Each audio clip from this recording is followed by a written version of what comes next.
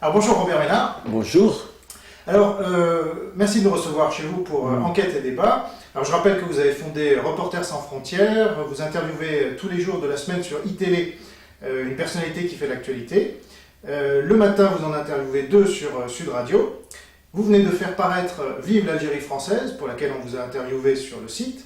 C'est un pamphlet sur lequel il y a eu des médias qui en ont parlé pour l'instant ou pas trop? Quelques-uns, je suis allé d'Europe 1 en passant par Radio Courtoisie et je sais pas, les gens de... Oui, il y a eu des sites évidemment algériens. Qu'est-ce que j'ai vu encore? Oh, ça n'a pas fait un tabac, mais ça a fait des reprises intéressantes parce qu'elles interpellent les gens. Oui, il y a Valeurs Actuelles qui a consacré quelques lignes fort sympathiques. Bien, alors vous dirigez aussi la maison d'édition Mordicus et vous dirigiez donc le trimestriel Média. Ce sera ma première question. Vous avez annoncé récemment que vous arrêtiez le Média pour cause de chute de recettes publicitaires. Ben oui, on a perdu en 2 ans entre 80 et 85% de nos budgets publicitaires. Autant vous dire que c'est juste insupportable. Économiquement invivable et donc sans lendemain. Pourquoi je dis sans lendemain? Parce que c'est pas seulement comme d'autres médias, je dirais, un recul dans la presse écrite de la publicité. Ça, tout le monde le sait, mais il n'est pas de ce niveau-là. C'est qu'un média, on paye autre chose. On paye ce qu'un certain nombre de gens nous ont dit quand on leur a demandé comment ça se fait, vous arrêtez, pourquoi, patati patatou, il y a un problème avec les médias, c'est vous êtes sulfureux. Vous savez, ce mot absolument dégueulasse qui permet de vous disqualifier sans vous accuser de rien. Parce que quand vous leur dites, mais sulfureux, pourquoi? Qu'est-ce qu'il y a? Il y a un problème sur... Non, mais vous savez, votre image par rapport pour nos annonceurs, on vous aime beaucoup, mais c'est pas exactement ce qu'on aimerait. Comprenez-vous, peut-être un jour on reviendra. Enfin, quand on en perd 80 ou 85% et qu'ils reviennent pas, bref, c'est une façon de vous dire on vous lâche. Et quand on vous lâche et quand on a une revue comme ça qui coûte cher à faire parce qu'elle est plutôt luxueuse comme format, comme forme et tout ça, voilà, on a résisté, on aura résisté 8 ans. C'est pas si mal que ça. C'est pas si mal que ça, et en même temps vous n'êtes pas naïf, c'est-à-dire quand vous interviewez quelqu'un comme Conque, vous savez très bien que vous prenez des risques. Donc, ouais, mais ça on le fait tout le temps, je le fais tout le temps, tous les jours. Non, j'ai aucune naïveté là-dessus. Je sais que c'est un risque à prendre, simplement, voilà, le risque il est pris et maintenant on le paye ce risque-là. Simplement, vous pouvez toujours avoir la naïveté alors de penser qu'un certain nombre de gens, quand dans le même numéro ils voient des gens de droite et de gauche, ils se disent tiens, mais c'est bien, j'entends un certain nombre de sons de gauche. Oui, je suis naïf en pensant que les gens sont curieux de points de vue qui ne sont pas les leurs. En réalité, je m'aperçois que tous ces gens-là dont on parle à l'instant, ce qu'ils ont envie, c'est de se voir dans un miroir. Et donc d'entendre des gens qui leur répètent ce qu'eux-mêmes disent à longueur de temps. C'est pas comme ça que je conçois ce métier-là. Alors, je ne le conçois pas plus à média que dans notre maison d'édition ou à la radio ou à la télévision. Voilà, alors on paie ça, alors je me dis que c'est le prix à payer pour une espèce d'impertinence. Mais là, il est payé cher. Et dernière question là-dessus, ça pose quand même la question de la critique média, qui est très très importante, et pourtant ça ne semble pas passionner les foules. Il y avait eu Arrêt sur Image à un moment qui rassemblait près d'1 million de téléspectateurs, maintenant ils sont sur Internet, ils font des beaux scores. Comment vous expliquez quand même un manque relatif d'intérêt des Français pour la critique média? Parce que ça n'intéresse pas vraiment les gens, parce que ça nous intéresse nous, parce que les gens sont exaspérés par les journalistes, parce qu'au fond, ils se disent ils sont tous vendus, alors en gros, aux puissances d'argent, aux puissances politiques, ils font partie de cette élite qu'ils brocardent à longueur de temps, et ils se foutent éperdument de nos états d'âme. En quoi peut-être ils ont raison sur ce point-là. Le problème est c'est vous qui avez raison, c'est que c'est grave pour la démocratie, c'est un problème. Mais en même temps, vous, moi, nous répétons à longueur de temps les mêmes choses. Est-ce que les médias changent pour autant? Je suis pas sûr que la situation s'améliore. Donc, de temps en temps, vous avez envie de baisser les bras. Et nous, c'est le milieu qu'on connaît. Alors, quand vous êtes en dehors de ce milieu, vous dites qu'ils aillent se faire foutre. Au fond, c'est la seule chose qui peut leur arriver de mieux. Je parle des journalistes par rapport à tout un tas de gens. Donc voilà, je crois, oui, vous citiez, comment elle s'appelle l'émission Arrêt sur Image. Arrêt sur Image, sauf qu'ils étaient sur le service public. Aujourd'hui, ils ont une audience, mais une audience qui reste confidentielle par rapport à ce qu'elle était avant. Quelques 25 000 personnes qui sont abonnées à un site contre des millions à la radio ou à la télé, les grands médias, comme on dit, et même si de temps en temps on est exaspéré par ce mot-là, ça montre le rapport de force. C'est pour ça que je me bats tellement pour dire il faut continuer à faire ces critiques, à faire ce journalisme que j'espère pas trop vendu aux uns et aux autres. Il faut le faire dans des grands médias parce que c'est là qu'il y a l'audience. Et donc, est-ce que l'espoir de voir émerger un contre-pouvoir médiatique réel est définitivement mort selon vous? Ah non, mais il y a un contre-pouvoir médiatique réel. C'est les gens qui nous claquent le bec, qui ne veulent plus entendre parler de nous, qui n'achètent plus les médias et qui se disent, écoute, qui crèvent, mais ils crèvent. Vous avez beau dire, quand vous êtes journaliste, moi j'ai défendu la liberté de la presse pendant des années, chaque fois qu'un journal meurt, c'est une partie de la liberté d'expression qui s'envole en fumée. Vous croyez vraiment que les gens ils pensent ce que je viens de dire là? Mais ils s'en contrefoutent, ils disent c'est tous les mêmes, ils représentent à peu près les mêmes choses, ils pensent à peu près les mêmes choses, un de plus, un de moins, ça ne va pas les empêcher de dormir. En quoi ils se trompent? Mais on en est là. Alors dernier coup vous avez publié un dernier coup dans Média, c'est ce sondage de 74% des journalistes qui seraient de gauche. Alors vous avez été beaucoup critiqué, notamment par une association critique des médias de gauche, qui s'appelle Acrimed, je ne sais pas si vous avez vu. Oui, j'ai lu. Eux, ils critiquent notamment le fait que vous ayez fait ça sur un très petit échantillon, que c'est pas vraiment un sondage, que c'est juste... On n'a jamais dit que c'était un sondage, c'est-à-dire on appelle ça une consultation. Pourquoi ? Parce qu'on l'a fait comme une consultation. Oui, ça touche peu de gens. Alors, je vais répondre à nos chères personnes, camarades d'Acrimed. C'est pour une raison assez simple, qu'ils vont peut-être comprendre. C'est simplement que faire un sondage à part entière auprès d'un public aussi ciblé que les journalistes, ça coûte la peau des fesses. Qu'il n'y a pas un échantillon tout près qui consisterait à demander aux Français ce qu'ils pensent des médias, ça coûte pas très cher. Demander aux journalistes ce qu'ils pensent des médias, ça coûte beaucoup plus cher parce qu'il faut constituer une base et tout. Donc on ne pouvait pas le faire. Donc avec nos amis d'Aris Interactive, on a trouvé ce biais-là qui a des limites. Personne ne dit donc que c'est un sondage, on a dit que c'était une consultation. Ça c'est la première réponse. La deuxième réponse, comme ce que nous dit Acrimed, en gros, vous vous étonnez il s'étonne que les journalistes seraient de gauche, comme on le dit, mais feraient des médias de droite. Le problème, c'est qu'Acrimed, ils lisent pas la presse. La presse, elle n'est pas de droite, elle est de gauche. Même le Figaro. C'est pas parce qu'on appelle à voter M. Sarkozy qu'on n'est pas sur toutes les autres questions, sur toutes les questions essentielles, contaminé par les mêmes idées, la même bien-pensance, le même politiquement correct. Le problème, c'est qu'Acrimed, ils sont exactement aussi corrects, ils pensent aussi correctement, aussi idéologiquement marqués, aussi, dans les rails que les journalistes du Figaro et de Libération. C'est le même petit monde qui pense la même chose et qui finalement s'entend parfaitement au-delà d'une posture de critique des médias. Et pourtant, ils sont très critiqués par les médias, justement. Oui, mais c'est un petit monde, c'est un petit jeu, c'est un petit cirque. Les gens d'Acrimed, c'est tellement caricatural ce qu'ils disent, oser dire ou connaître à ce point mal les médias que de penser qu'il y aurait une aristocratie de journalistes, les éditorialistes qui seraient tous vendus au grand capital, et puis des journalistes de base, vous savez, qui eux seraient contraints de faire ce qu'on les obligerait à faire, alors que spontanément ils feraient tellement mieux de façon tellement impertinente. C'est juste qu'ils n'ont jamais mis les pieds dans des médias, ou dans des médias dignes de ce nom, c'est-à-dire des vrais médias qui touchent beaucoup de gens. Je ne dis pas qu'Acrimed n'est pas un vrai média, mais c'est quand même ultra minoritaire. Je veux dire, pour fréquenter des rédactions et de vraies rédactions tous les jours, je vous garantis que vous avez au moins autant de problèmes quand vous ne pensez pas dans les rails avec le journaliste Pékin de base qu'avec le rédacteur en chef. Le Pékin de base étant encore plus terrible parce qu'il rêve d'être rédacteur en chef et le jour où il sera rédacteur en chef, il sera encore plus terrible que celui qu'il est actuellement. Il y en a marre de l'espèce de vision digne d'un Bourdieu mal compris, vous savez, une espèce de lutte de classe des médias qui opposerait la plèbe médiatique à, à l'aristocratie médiatique. Malheureusement, les uns et les autres, ils pensent à peu près la même chose. Ils disent à peu près la même chose, ils ont à peu près les mêmes réflexes, ils excluent des médias à peu près les mêmes gens, et j'ai droit aux mêmes débilités des uns et des autres tous les jours. Bon.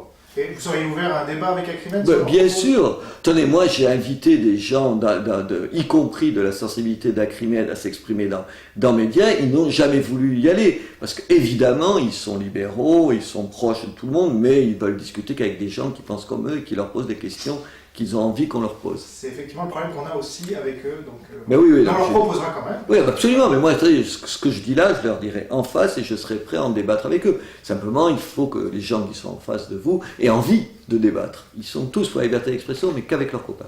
Voilà. Alors, après Média, vous annoncez un nouveau projet. Est-ce qu'on peut en savoir plus ou c'est encore trop tôt? Non, vous n'en saurez pas plus parce que ça porte malheur, d'abord. Je fais du sel au dessus. Oui, bien sûr, on a prévu quelque chose, on réfléchit à quelque chose, mais là encore, il ne s'agit pas enfin, en tout cas dans mon esprit et dans celui des gens avec qui je suis en train de travailler sur ce projet-là, il ne s'agit pas de, comment vous dire, on n'a pas envie de quelque chose, attendez, que ce soit pas péjoratif dans ma bouche, de ultra confidentiel, on a envie de peser. Moi, si j'ai envie de faire du journalisme, c'est pour juste changer quelques petits trucs dans ce monde que je trouve pas trop bien. Sinon, je ferai autre chose. J'irai refaire de l'apiculture, ce qui est plus agréable, parce que de temps en temps, les abeilles sont... Non, mais moins et de façon moins stupide qu'un certain nombre de gens.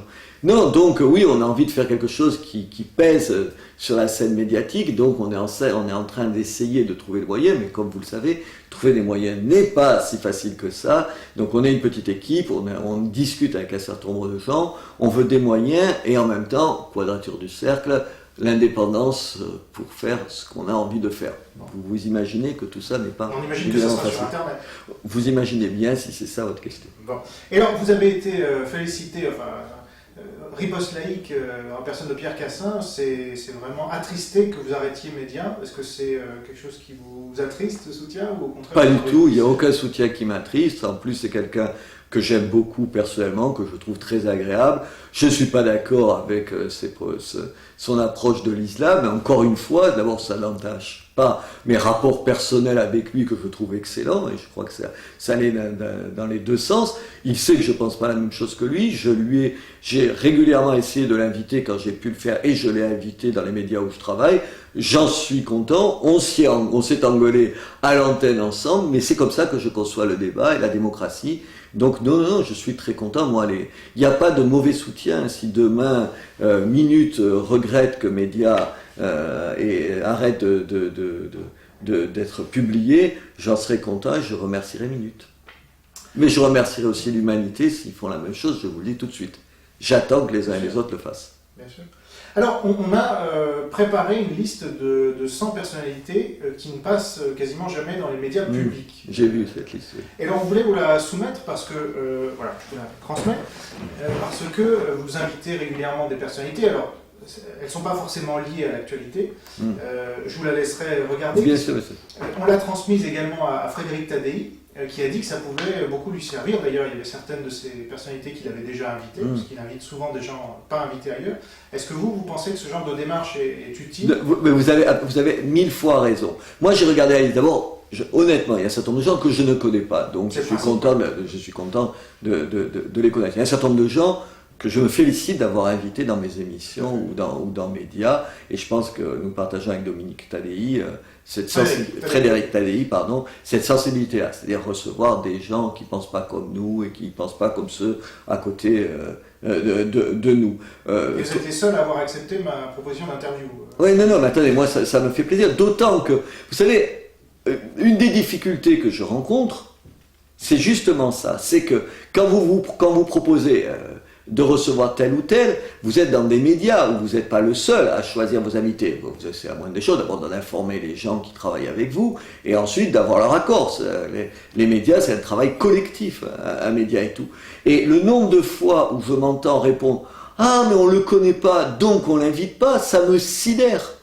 Ça me sidère parce que moi je vous dis que je les connais pas, mais c'est pas pour ça que j'ai pas envie de les inviter, simplement c'est mon ignorance que je plaide. Et mon ignorance n'est pas une vertu, elle est plutôt un défaut et quelque chose qui est à mettre à mon passif. Or, dans les médias, on invite les gens qu'on connaît. Vous avez compris, c'est une espèce de cercle comme ça où on invite que ceux qu'on connaît. Donc on n'a aucune raison d'inviter d'autres gens et nouveaux puisqu'on ne les connaît pas. C'est quand même complètement fou. Ensuite, sur la liste, il y a deux ou trois, il y avait deux où je vous avais répondu, il y a un ou deux noms de gens qui ne veulent pas aller dans les médias. Et ils ont le droit, il y a des gens...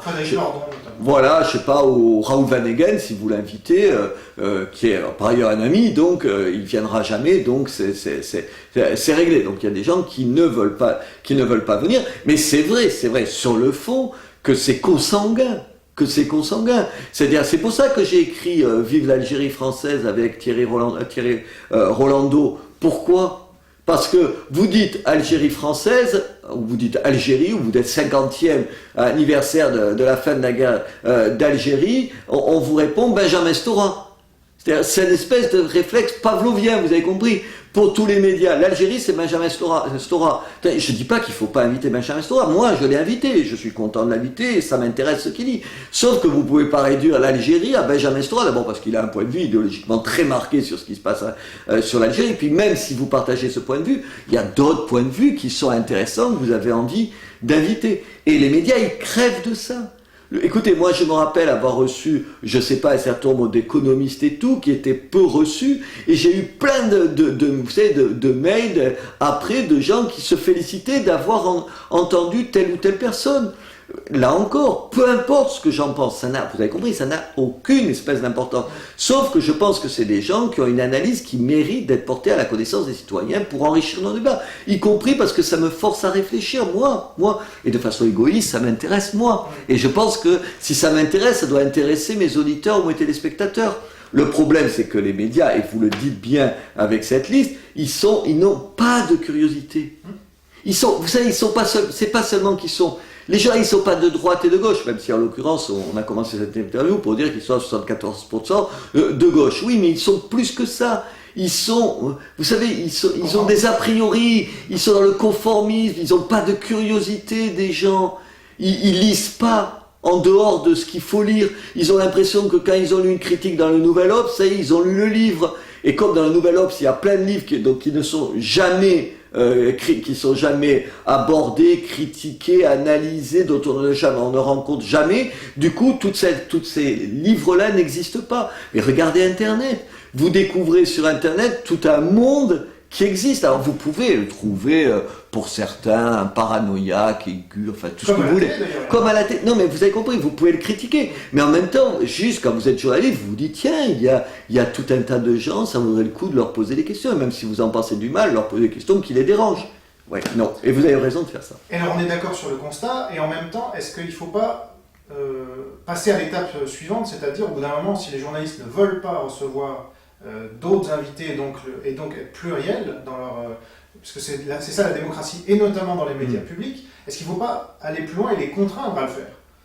Je sais pas, d'abord je suis pas, vous connaissez mon goût pour la liberté, mon peu de goût. Non mais je sais bien, je suis partagé entre ça. Regardez, c'est pas ma tasse de thé, mais Nathalie Arthaud de Lutte ouvrière, je l'ai interviewée je sais pas combien de fois, et puis je crois que je vais l'interviewer ces jours-ci. Je crois pas, je suis sûr. Et une fois, je lui posais la question, vous savez, concernant la campagne officielle. Vous savez, l'obligation que nous avons à la radio et à la télévision de donner le même temps d'antenne à tous les candidats. Écoutez, moi, si vous saviez à la radio, à Sud Radio ou à iTélé, le nombre de cris que j'ai entendus, ça gonfle tout le monde, il faut chronométrer et tout ça. C'est vrai que ça a un aspect un peu stupide et tout ça. Mais en même temps, toujours Nathalie Arthaud me disait, oui, mais s'il n'y avait pas ça, on ne nous aurait pas invités. Et j'ai le regret de vous dire qu'elle a raison. Que si les médias n'étaient pas obligés de recevoir les petits candidats, ils ne les recevraient jamais.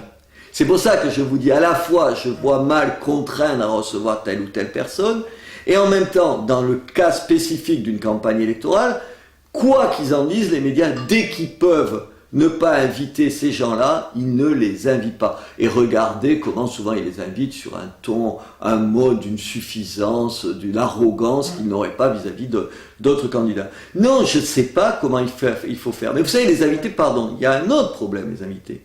Moi, je rencontre un autre problème. C'est pas seulement qu'un certain nombre de gens dans les médias où je travaille n'ont pas envie qu'on reçoive telle ou telle personne parce qu'ils les connaissent pas, ou parce qu'ils les connaissent, ils pensent là encore, ils sont sulfureux, on va pas les recevoir. Mais l'autre problème, c'est les gens connus qui ne veulent plus être interviewés par telle ou telle personne, y compris par moi. Moi, j'ai un de mes vrais problèmes, c'est que mon métier, c'est d'interviewer des gens. Comme j'essaie, ou je pense, ou j'essaie, peut-être maladroitement, peut-être de façon critiquable et tout, je dis pas le contraire, de les interviewer tous de la même façon en étant un brin impertinent, c'est-à-dire en leur posant des questions qu'ils n'ont pas forcément envie qu'on leur pose, le nombre de gens qui règlent ce problème en disant « je ne viens plus jamais ». Dans un média... C'est leur droit, mais dans un média américain, on dirait « mais vous voulez plus venir là ?» Avec tel journaliste de chez nous, mais vous n'êtes plus du tout. Dans toute la chaîne. Voilà. En disant, mais attendez, vous choisissez pas votre interlocuteur. Qu'est-ce que c'est ça? Il y a de bons interlocuteurs et de mauvais interlocuteurs. Il y a ceux qui vous posent des questions que vous avez envie d'entendre, sur le ton qui est celui que vous souhaitez, et puis ceux qui ne le font pas. Il y a tout un tas de médias qui diraient, mais monsieur, madame, jusqu'à preuve le contraire, c'est nous qui choisissons. Quand vous êtes dans nos colonnes. Ben écoutez, quand l'exemple vient du plus haut où on n'imposera jamais un journaliste qui ne plaît pas à tel ou tel homme politique, et encore moins au chef de l'État, parce qu'on ne voudrait pas se le foutre à dos, pourquoi voulez-vous qu'on change à d'autres niveaux? Et vous avez des exemples de gens connus qui refusent aujourd'hui d'être interviewés par... Bien sûr. Je sais pas, Martine Aubry, Monsieur Chérec, Monsieur Besson à droite... je sais pas, vous me prenez au dépourvu, mais ils ont des raisons. Mais à un moment donné, j'ai même fait une espèce de liste noire. C'était à Sud Radio, je donnais la liste et puis je me suis lassé de la donner tant elles sont. Non, ils veulent pas. Ils veulent pas. Non, on ne répond pas à quelqu'un qui prône telle ou telle chose, qui écrit un livre qui s'appelle Vive Le Pen, que ces mêmes gens n'ont jamais lu, parce que quand même, c'est leur demander un trop gros effort de lire quoi que ce soit. Ils lisent les résolutions du Parti Socialiste. Alors, dernière question, justement, vous avez travaillé longtemps à Reporters sans frontières, donc vous avez même fondé, et vous faisiez un classement mondial des pays en fonction de leur liberté de la presse. Est-ce que sur le même mode, on ne pourrait pas, et là ce sont les citoyens qui pourraient le faire, sur la base de travail journalistique, lister les erreurs journalistiques par journaliste et par chaîne, et après faire un tri pour avoir les journalistes qui commettent le plus d'erreurs factuelles. Là j'entends, c'est pas idéologique. Et on aurait comme ça un classement qui permettrait aux journalistes de peut-être mieux, enfin ça exercerait une contrainte, vous voyez, sans l'aspect soviétique, parce que pour être très clair... Voilà, le problème c'est que l'idée qu'il y ait une structure qui regarde comment fonctionnent les journalistes et qui disent ce qui ne va pas, c'est une bonne idée. Le problème, c'est que d'abord la profession n'en veut pas, vous avez remarqué, mais ça vous étonnera pas. Oui, ça veut dire que tant que... Non, mais attendez, le problème, pourquoi je dis ça? Je ne dis pas que ça enlève le caractère pertinent de l'idée. Ça enlève surtout une partie pertinente, c'est pour ceux qui souhaiteraient y associer les journalistes. Tant qu'on voudra y associer les journalistes, vous pouvez courir avant que ça se mette en place. C'est ça que je veux dire. Or, il y a eu des tentatives, mais chaque fois en y associant les syndicats, je sais pas quoi, les sociétés de journalistes, et ça marche pas parce qu'ils ne veulent pas en entendre parler. Ça, c'est le premier point. Deuxième point, il y a eu des observatoires. Nos amis d'Acrimed, dont nous parlions tout à l'heure, ils ont mis un observatoire. Le problème, c'est que là, ils sont tellement idéologiquement marqués, il s'agit tellement de dire, si vous n'êtes pas pour la lutte de classe, c'est que vous êtes vendu au grand capital. Ça n'a strictement aucun intérêt. Ça n'a intérêt que si c'est factuel, si c'est pas marqué idéologiquement. Le problème aujourd'hui, c'est que les seules tentatives qui ont été faites, c'est soit des tentatives liées à la profession et qui sont vouées à un échec total parce que la profession n'en veut pas, soit marquées tellement idéologiquement et en l'occurrence tellement à l'ultra-gauche que ça n'a aucun intérêt. Pardon de vous couper, mais vous avez été reçu par Le Gallou, qui a fait Polémia et qui fait les Bobards. Lui aussi, il fait le même genre de travail, mais c'est aussi orienté d'un autre côté. Donc, mais tout ça, ça m'intéresse pas. Moi, ce que j'aurais envie, c'est quelque chose qui nous dise, voilà, là, il y a une erreur journalistique, là, c'est une faute, et tout ça. Oui, bien sûr, parce qu'il y a une impunité chez les journalistes qu'ils dénoncent chez les autres. Vous avez remarqué avec quelle virulence, si on se l'appliquait. Mon Dieu, si on se l'appliquait. Voilà. Donc, pour finir sur cette idée, c'est-à-dire que ce travail est quand même fait par certains, dont Arrêt sur Image, par exemple, sur le net. Chacun peut indiquer une erreur qu'il a vue, et donc si c'était regroupé dans une liste et trié, on pourrait voir les journalistes qui commettent le plus d'erreurs factuelles et ceux qui en commettent le moins. C'est-à-dire il n'y a pas que le bâton, il y a aussi la carotte. Je m'inquiète parce que j'en dis beaucoup de bêtises. Robert Ménard, merci. Merci à vous.